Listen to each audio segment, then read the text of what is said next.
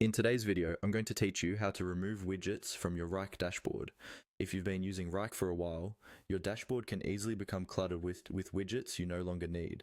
Cleaning it up not only makes things look better, but it also helps you focus on the information that actually matters to you and your team. So in this walkthrough, I'll guide you step by step through the simple process of removing widgets from your dashboard. First, make sure you're logged into your Wrike account and that you're on the main workspace.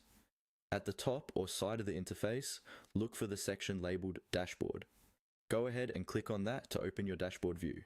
This is where all your widgets are laid out, usually as separate boxes showing tasks, projects, timelines, or other data.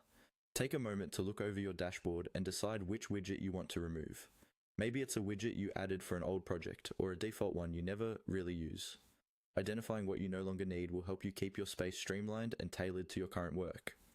Once you've chosen a widget to remove, move your mouse over that specific widget. In the upper corner of the widget, you should see an icon with 3 dots, sometimes called the More Options or Overflow menu. Hover over or click on that area so that the Options menu appears. Now, click on the 3 dots. This will open a small menu with several actions related to that widget. Among those options, look for the one labeled Delete or Remove, depending on your version or language settings. This is the option that will take the widget off your dashboard. Go ahead and click on Delete.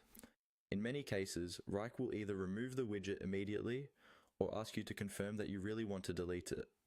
If a confirmation message appears, simply confirm your choice. Once you do, the widget will disappear from your dashboard layout. You can repeat this same process for any other widgets you want to clean up. Just open your dashboard, find the widget, click the 3 dots, and select Delete. By trimming down to only the widgets you actually use, your Wrike dashboard becomes clearer, faster to scan, and much more productive to work with.